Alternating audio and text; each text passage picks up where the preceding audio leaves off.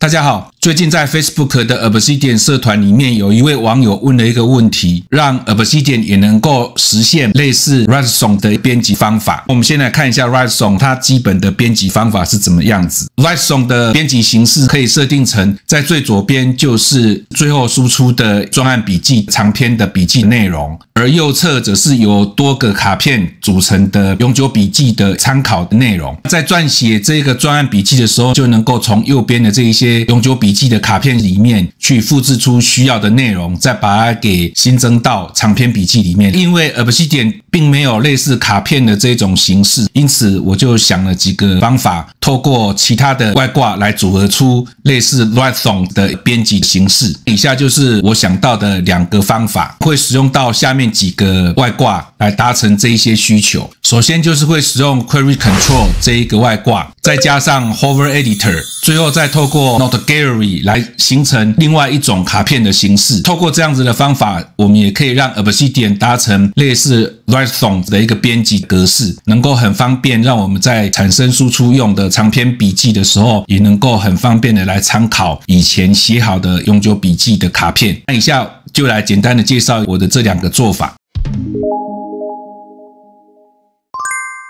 现在在 Obsidian 左边的这个笔记就是用来撰写的长篇笔记。另外，为了要方便让右边也出现一个类似卡片参考的格式，因此需要另外新增一个新的笔记。在这个新的笔记里面来使用刚刚提到的这一些外挂。我们先把这个笔记给移动回左边，就是一开始我们是先打开长篇笔记，接着再新增另外一篇控制用的笔记。因为 Obsidian 所有的笔记它可以用不同的形式来组成，因此我们按着这一个左键，再拖拉这一个分页到最右侧，让它形成左右的一个格式，然后再调整一下它的分隔线，接着就可以开始在右边做一些操作了，把需要的参考的卡片给加进来。那首先会使用的是这个 Query Control 的外挂，这个外挂要请各位自己用 BRAT 来安装，或者是手动安装，因为它并没有在社群外挂里面上架。那基本的操作方法就是使用3个倒引号，然后 Query 这样子的一个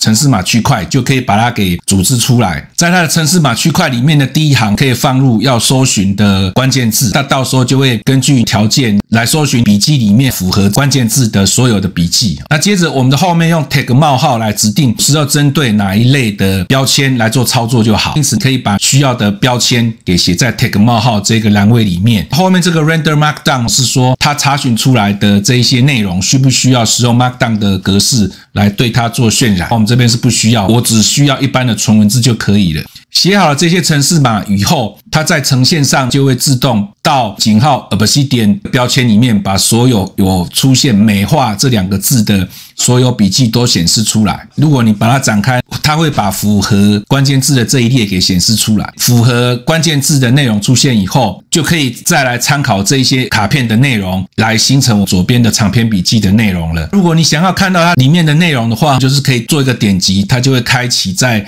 另外一个分页。开启在另外一个分页，因为有可能如果你没有按着 Ctrl 再去点击超链接的话，它可能会把你目前的控制笔记给覆盖掉。因为一直需要记者去按着 Ctrl 再按 Click， 因此我使用了 Opener 这一个外挂，让超链接的开启呢都会自动开启在新分页。如果你需要这种自动开启在新分页功能的话，必须再另外安装 Opener 外挂。当然你也可以使用 Hover Editor， 只要把滑鼠游标移动到某一个链接上面，然后按一下 Ctrl， 它就会开启出 Hover Editor 的视窗，也可以在这个里面来复制参考你的卡片的内容。Query Control 它的控制其实非常简单，可以把它想象成系统搜寻的一个扩充。刚刚有提到我们要显示这个某一个超链接的内容的话，除了可以使用 Hover Editor 来产生出另外一个弹出式的视窗以外，也可以使用 Callout 或者是 Admonition 的语法让这个内容给产生出来。那它的操作方法是这样子，可以点击这个 Query Control 的最右边的按键，它就是把搜寻以后的结果全部复制到系统剪贴簿里面。可以看到它的内容就已经全部复制到系统剪贴簿里面了，然后再点击这个 Copy Results， 它就会把文字框里面的所有内容给复制到系统剪贴簿里面，就可以再回到控制笔记里面把刚刚的内容给贴进来。接着可以针对这个内容再来做一些小调整，把它改成使用 Callout 的语法。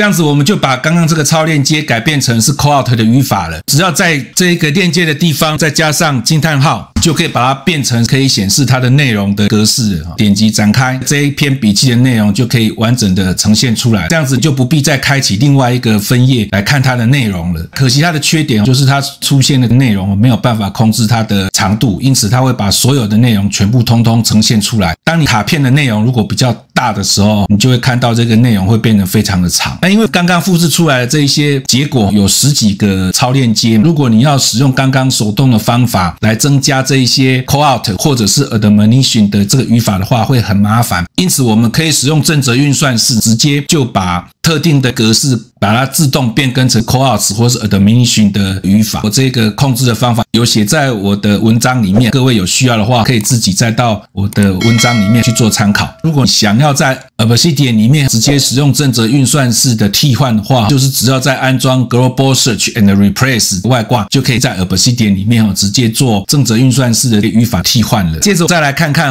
使用另外一个卡片式呈现的一个方法。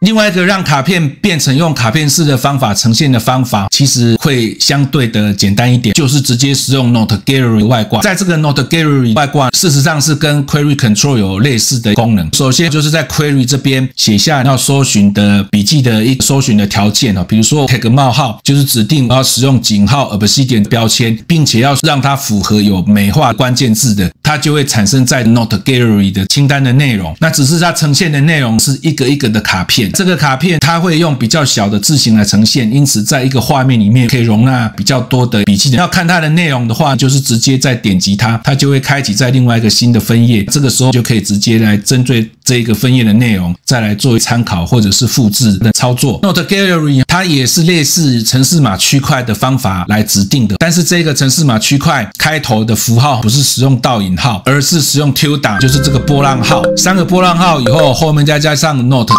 Gallery 程式码区块里面，再来输入 Note Gallery 的这一些栏位就可以了。Query 冒号就是输入要搜寻的内容，这个内容也可以使用正则运算式，开头跟结尾用2个斜线，然后用字串的形式就可以变成是正则运算式的搜寻条件。也可以用 path 来指定针对哪一个特定的路径来做搜寻就好了。它还有很多其他的一些栏位，比如说你要限制最多只出现几个笔记，然后排序的方法，排序的栏位是什么，都可以透过它来做一些设定。透过 Note Gallery 的操作，很容易的就可以形成出符合某个搜寻条件的卡片的一个形式。这个就是我针对产生类似 Rathon 这样子的形式，左边是长篇笔记，右边是参考用的卡片笔记这样子的一个方法产生出来的2个方案，希望对于需要类似这种编辑形式的朋友能够有一些帮助。如果你觉得我介绍的 Obsidian 方法对于你在操作 Obsidian 上有帮助的话，请各位记得订阅、按赞、